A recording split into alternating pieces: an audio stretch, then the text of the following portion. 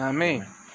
En un estudio panorámico del libro de Apocalipsis son muchas las cosas que se quedan en el tintero. En español eso significa son muchas las cosas que obviamente no estamos explicando o no estamos ampliando, aunque con total humildad les desafío a todos los que son pastores, maestros de la Biblia. Ustedes creo que después de este estudio panorámico están listos para instruirlo. Y aquellas cosas que todavía no, pues indaguen, investiguen y prepárense para poder enseñar de mejor forma la palabra. Entre las cosas que se quedaron en el tintero que ofrecí vamos a resolver es que te quedó de tarea las citas porque vos sugerías que que Rusia estaba en la profecía y que también estaba Irán. Sí. Bueno, ¿traes los versos? Traigo los versos, pero quizá primero cuento la razón por la cual los versos, Dale. para que después solo conectemos. El Apocalipsis se enfrasca en los desastres naturales, la plataforma del anticristo, pero hay otras cosas paralelas que también estarán sucediendo, que nos van a llevar a la conclusión del libro. Lo que ya casi estamos a punto de ver es la guerra de Armagedón, pero entonces eso es otro panorama completamente aparte que va a suceder para que eso se lleve a cabo. ¿Qué es lo que estoy tratando de decir? Que cuando leemos otras partes de la Biblia, en Ezequiel, por ejemplo, se nos describe cómo los cabos se van uniendo para que esa guerra llegue a su punto más alto y ataquen a Israel, que es el momento específico donde Jesucristo viene con su iglesia a defender a Israel.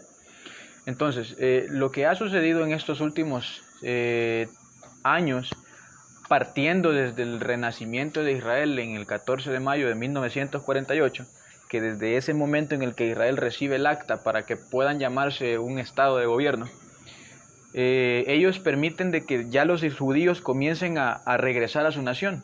Y nosotros por Ezequiel capítulo 36 sabemos que eso se llama la diáspora. Han habido muchas diásporas, pero se cree que esta es la última. Entonces los judíos comenzaron a volver, y si usted lee Ezequiel capítulo 36 va a descubrir todo el proceso por el que Israel pasó, por qué fueron exiliados, por qué están volviendo y cuáles son las características de su regreso. Todo se ha cumplido, porque Israel hoy por hoy ahora es, aparte de que han vuelto, son una nación fructífera. Tienen cultivos todo el mundo sabemos que un viaje a Israel cuesta más de $6,000, por la capacidad y por el estilo de país que hoy se ha vuelto. Entonces, partiendo desde eso y seguimos leyendo Ezequiel, hay una profecía donde Dios le dice no a Israel, sino a las naciones vecinas de Israel, que en un día específico se van a levantar y van a atacar. Entonces, desde unos 25 años, ha habido una guerra que se volvió popular porque no hay ninguna persona que creo que no conozca el Estado Islámico. ¿Qué es lo que sucedió? Estados Unidos, como defensor de Israel, se mete en esta guerra y hace una alianza con los kurdos. Me imagino que cada quien buscará quiénes son los kurdos porque no tenemos tiempo. Hace una alianza con los kurdos y hacen un pacto, y este pacto es: si ustedes nos ayudan a nosotros a pelear en contra del Estado Islámico, nosotros les vamos a dar a ustedes una tierra a la cual puedan ponerle el nombre que ustedes quieran, que es Kurdistán. Los kurdos aceptan, y por unos 20 años comenzaron a pelear en contra del Estado Islámico. Hasta hace un año y medio, 2 años, el Estado Islámico se declaró derrotado. Entonces lo que se esperaba es que Estados Unidos cumpliese su promesa, que dieran una tierra a los kurdos para que ellos se establecieran como Estado de gobierno. Pero Estados Unidos dice: bueno, terminamos esta guerra, empacamos y nos vamos. Y en efecto, muchos han de haber visto las noticias del año pasado que dice que Trump sacó las tropas del Medio Oriente.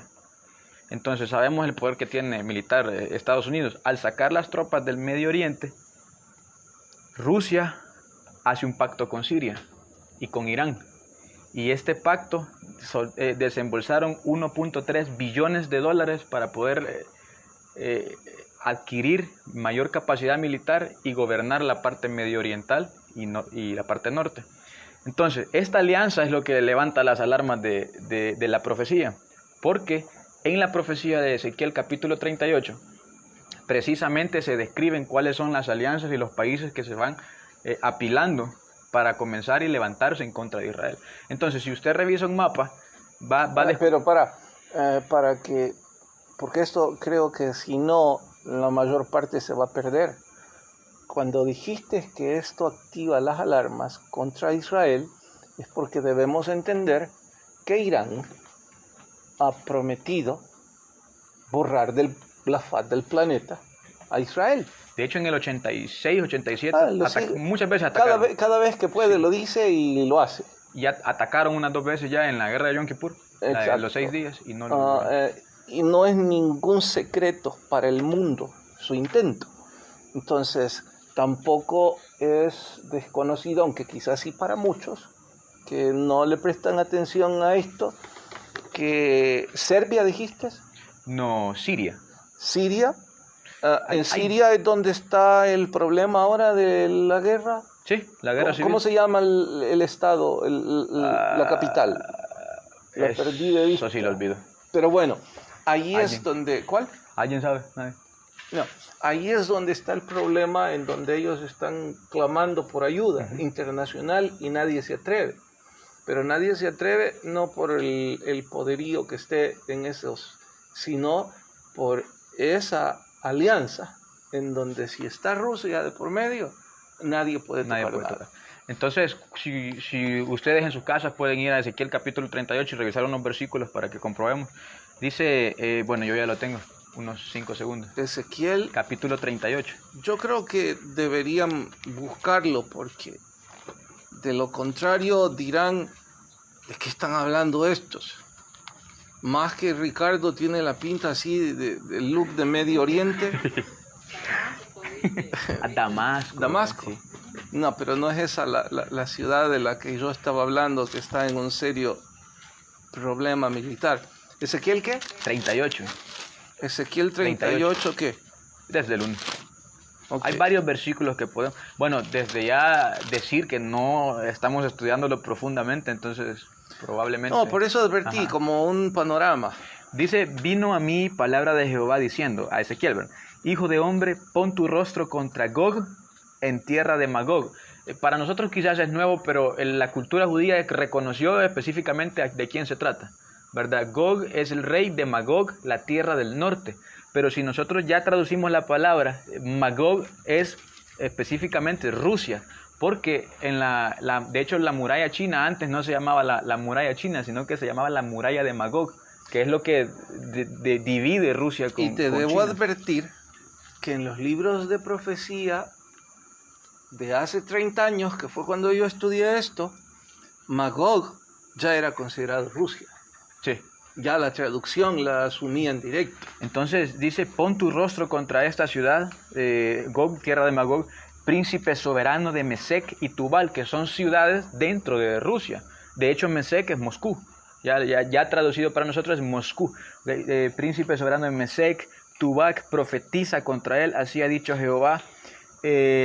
Verso 4, y te quebrantaré, pondré garfios en tus quijadas, te sacaré. Verso 5. Vete hasta el 5. Persia, Cus, Fut con ellos. O sea, hay países que se van a aliar. Dentro de Persia encontramos a Irán, a Etiopía, a Libia.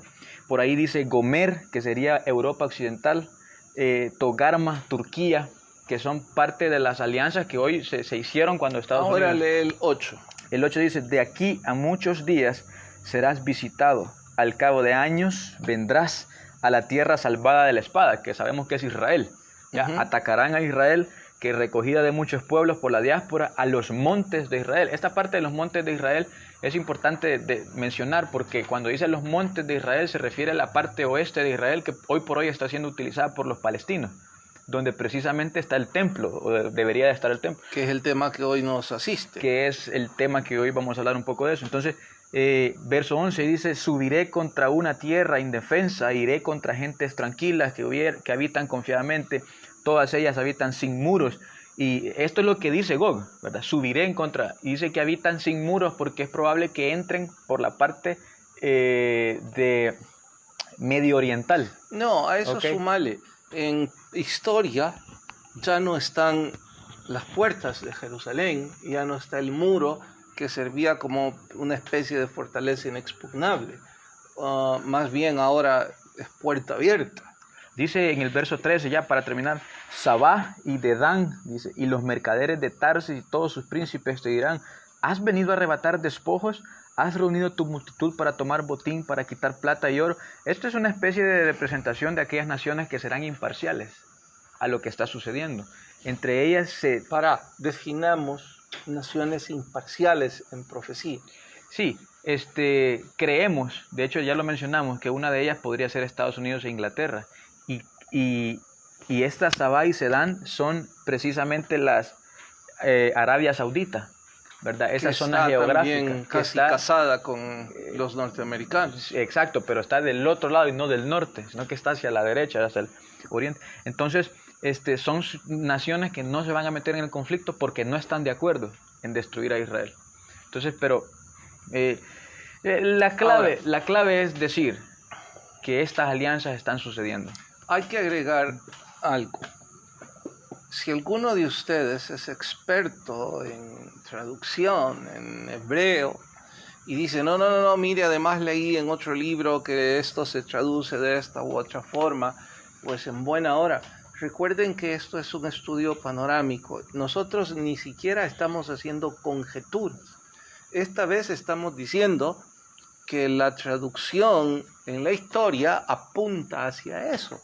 Pero en realidad, en todo lo que es profecía, la certidumbre absoluta no la puede tener nadie.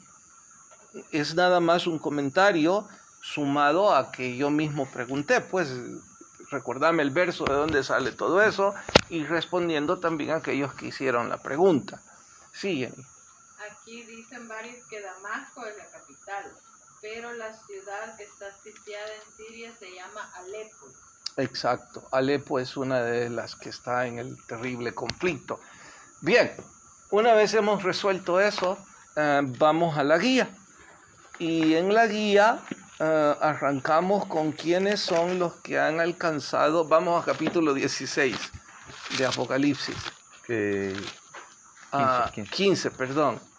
¿Quiénes son esos que han alcanzado la victoria? Del versículo 2, lo voy a leer yo. Vi también como desde el 1.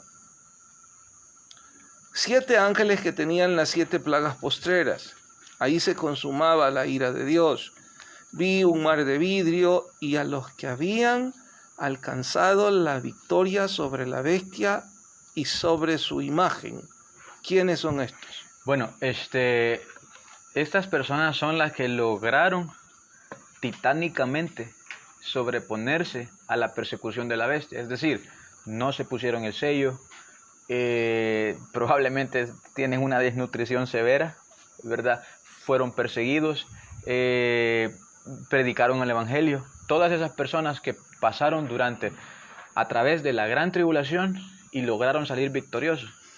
¿Estos están vivos o están muertos? No menciona que están muertos. Tampoco los menciona con la multitud que estaba presentada en el cielo. ¿No los menciona resucitados? No. Y no los menciona muertos. No. Entonces la única opción que tenemos es que están vivos. Eso significa que estos se sobreponen a la gran tribulación. Uh-huh. Sé que ya me preguntarán, pero ¿y cómo lograron sobreponerse? ¿Cómo es que si no se pusieron el sello? Sí, lo que sucede es, y lo mencionamos en la primera parte, habrán naciones que se van a mantener al margen. ¿Ya? No todas serán parte de la plataforma del anticristo y hay naciones que van a estar lejísimos, por cierto, de todo el foco del juicio, aunque sí sufrirán los otros juicios, porque eso es para el mundo. Creo que hay naciones, y si no naciones, muchas personas alrededor del mundo que van a estar casi como ausentes a lo que estará pasando en el mundo. Entre ellas, todas las que no tengan tecnología. Y sé que para nuestro contexto estarán diciendo, ¿y quién ahora en el mundo no tiene tecnología? Se sorprenderían. ¿Cuánta gente en el mundo no tiene ni la remota idea sobre Internet? Entonces, todos ellos, ¿qué involucramiento tomarán en eso? Son pocos en realidad, y eso como una broma, pero con un poco de seriedad. Son pocas las naciones chicas y sin recursos en el mundo que, al igual que El Salvador, siempre anda metido en los pleitos de los grandes. Son pocos los que se atreven a hacer eso. Y cuando digo sonriendo, para todos los que lo ignoran, ¿has leído en historia de que El Salvador le declaró la guerra a Alemania? ¿Sabe también que El Salvador fue el voto decisivo para que Israel fuera Sí, Estado de gobierno? Exacto.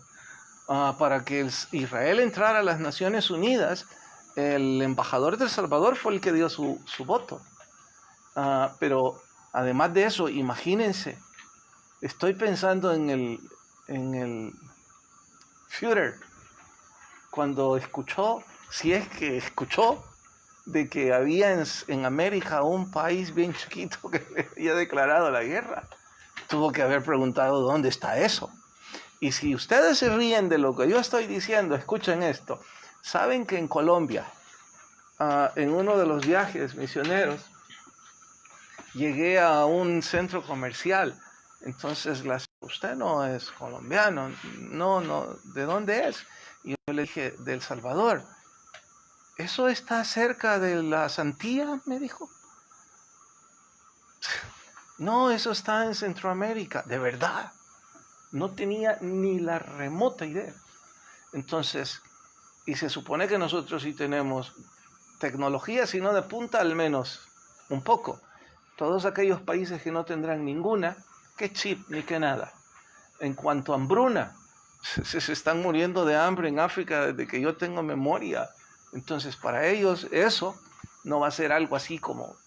Aparte que también por lo que viene, sabemos que la Iglesia de Jesucristo reinará por 1000 años. Entonces, desde el momento en que sabemos que reinará, tenemos que preguntarnos a quién van a reinar. Son estos, Evidentemente, obviamente. las personas que salgan con vida Sí, de la gran lo que pasa tribulación. es que nuestra audiencia todavía No ha llegado hasta aquí. no asocia quiénes son los que van a vivir en el milenio. Pronto llegamos a eso, ¿eh? Siguen. Dice Carlos Martel, pero ¿cómo será eso? ¿El juicio de Dios es para toda la tierra? Es para todos aquellos a los que Él ha decidido hacer juicio.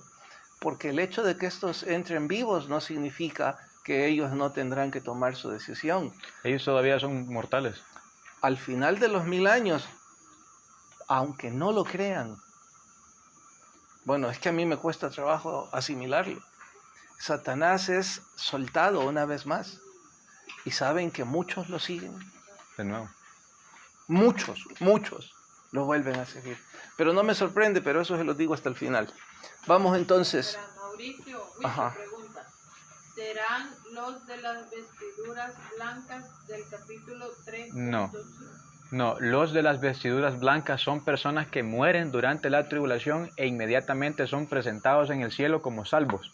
Entonces ellos se convierten en personas con cuerpo glorificado. Ya están casados con Cristo. Exacto. Los del capítulo 15 duran vivos y sobreviven, valga la redundancia, a la gran tribulación. Y Exacto. Entran al milenio con vida. Bien. ¿Qué templo y qué tabernáculo son estos? No. El 2, el canto. No voy a comentarlo porque ya les envié incluso 2 versiones muy bonitas. Sí, Pero aquí no cabe recalcar que en lo importante de la adoración. Dime, Jenny. que es el mar de vidrio mezclado con fuego. Bueno, hasta donde yo sé, Es un mar de vidrio mezclado es un con mar fuego. de vidrio con fuego. Sí. Es nuestra forma olímpica de decir que no sabemos. Y en todo aquello que no podemos interpretar, lo mejor es dejarlo tal cual. Pues probablemente tenga que ver con lo de la alfombra roja. ¿Ya? Están siendo Ya ves, si usted le recibidos. pregunta, va a empezar a inventar. Sí, o sea, podemos ver la representación, pero no sabemos verdaderamente qué es. Solo que es algo glorioso. Ajá. Bien, el templo y el tabernáculo, háblanos. Bueno, yo creo que todos sabemos que en el Antiguo Testamento, donde se manifestaba la presencia de Dios, era precisamente en el templo y en el tabernáculo. Ahora, existen estas 2 construcciones. Primeramente el tabernáculo, porque tuvieron que estarlo moviendo durante el éxodo. ¿verdad? Y el templo fue lo que sustituyó al tabernáculo para dejarlo permanentemente. Pero la clave no son las construcciones, la clave es qué es lo que había dentro de estos lugares, ¿verdad? Que es la presencia de Dios. Y hay algo más. Sí. Esto significa que en el reino milenial hay un nuevo templo. Sí, Y este es ese templo, este es ese templo. que en realidad es la casa misma de nuestro Señor y Salvador. Ujú. Pero lo más hermoso es lo del tabernáculo. Lo más hermoso a mi gusto, pues, el arca, Sí, que nunca fue encontrada. Todo apunta por este verso y por otro más, que el arca fue arrebatada, así como fue arrebatado Elías o como fue arrebatado Enoc, porque nunca fue encontrada. Si alguna vez vieron la película, bueno, son 3, ¿verdad? Las de Indiana Jones. sí. De los cazadores del arca perdida, está basada en textos bíblicos. No es literal, por supuesto. Es un drama y gracioso y emocionante, pero hablan de esa arca, que ellos creen que tenía poder en sí misma. Y cómo no, si ahí vivía la presencia de Dios misma, solo que ahora está en el cielo y aquí se revela. Bien, ¿qué significan las 7 copas? Bueno, las 7 copas era la forma para describir que están llenas y contienen la ira de Dios. Y tiene una relación con la parte de que nadie puede entrar al templo. No sé si lo tiene por ahí. De una vez, dale. Sí, lo que sucede es probable, y esto acoto que es mi propia interpretación, no podían entrar al templo porque se estaba desarrollando el proceso de soltar la ira de Dios. Entonces, nosotros sabemos en el Antiguo Testamento de que cuando se trataba de la presencia de Dios, nadie podía acercarse. El sumo sacerdote no podía entrar si no estaba limpio, mucho menos otra persona. Moisés tuvo que quitarse las sandalias, no se permitía a Dios que le vieran el rostro. Y esa era la presencia de Dios. Entonces, quiero que nos imaginemos ahora esa presencia de Dios llevado a un estado sublime, donde ya se trata de la ira de Dios. ¿Ok? Y que nadie puede entrar. Y hablamos de que es un templo en el cielo donde todos los que están alrededor son cuerpos glorificados. Y que nadie de ellos, ni siquiera un mortal, nadie de ellos puede entrar. Es porque hay un poder ahí que está a punto de desatarse. ¿Qué es lo que hace la ira? Cuando viene parte de Dios. Yo lo describiría como la justicia de Exacto. Dios. La ira de Dios es justicia. Uh-huh. Entonces, ¿qué es lo que purifica? Su justicia. Su justicia. Uh-huh. Eso significa que nadie podía entrar hasta que no estuviese justificado y que todo el castigo hubiese llegado y que nadie se iba a quedar sin castigo. Ahora, esto me da la entrada perfecta al punto con el que deseo cerrar en Apocalipsis.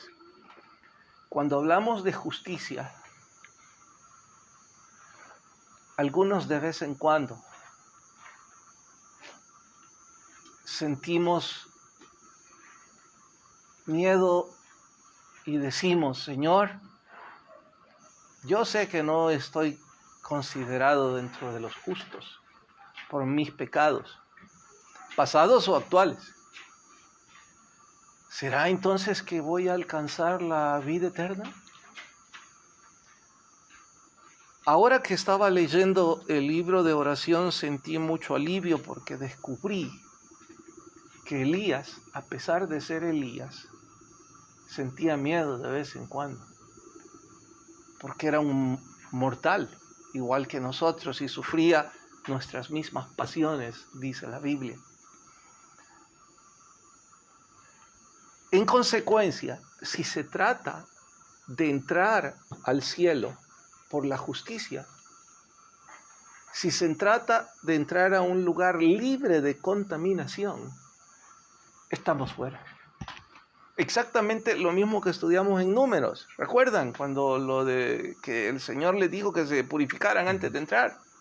Porque no podían entrar a un lugar purificado con contaminación, en una especie de cuarentena. Estamos condenados entonces, a no ser que hayamos sido justificados. Y lo que nos justifica no son nuestras buenas o malas obras. Lo que nos justifica es la sangre de Cristo. Eso es lo que nadie de nosotros debería nunca darse el lujo de despreciar o de rechazar. Abrazar eso significa pedir perdón por nuestros pecados, confesarlos, significa nuestro deseo de honrar a Dios y significa que Él, su palabra dice que Él se compromete a enviar su Espíritu Santo dentro de nosotros y darnos una nueva naturaleza y ayudarnos a luchar para obrar con justicia.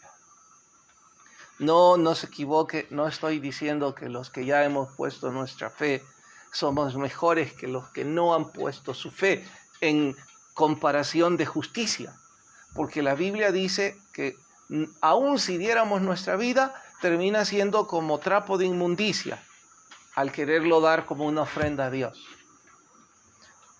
No estoy diciendo que los que no han puesto su fe obran con mayor justicia que nosotros, estoy diciendo que los que no han puesto su fe están rechazando la fe en Cristo. Que los que hemos puesto nuestra fe la estamos abrazando. Y poco a poco el Señor nos va cambiando. Hay mucho todavía que hace falta. Y qué bueno que momentos como estos nos recuerdan que debemos temer a ese Dios. Los que ya le tememos, debemos amarlo. Y debemos dar nuestras vidas en servicio para poder compartir con todos aquellos que aún no conocen esta verdad. La pregunta es si usted va a abrir su corazón a Jesús. Leí hoy en las noticias un predicador, no sé si has oído a Núñez, No. un español. Él les preguntó a los reporteros, hay muchas ahí, una última y me acordás del español. Ajá. El hermano Jorge preguntó que si el Espíritu Santo iba a estar, ya le pusimos que no, pero dice que si hay alguien que les guíe para que no se dejen sellar. Los 144,000, los 2 testigos, los 3 ángeles que dan en su anuncio. Hasta ahí. Y toda la gente que estuvo sentada en las iglesias y que nunca aceptó a Cristo, ahí se van a acordar de esta predicación y también van a predicar. Yo tengo algunos nombres, candidatos. O sea, si en algún momento se va a predicar el evangelio, va a ser en la gran tribulación. Más que hoy en día, quizá. Bien, regresando a Núñez. El entrevistador le dijo, mire, hay mucha gente que se ha vuelto a ustedes, a los predicadores, y les está escuchando en medio de la pandemia. Todos quieren oír la opinión de los pastores. Y con cierto sarcasmo le dijo, se han vuelto virales, le dijo.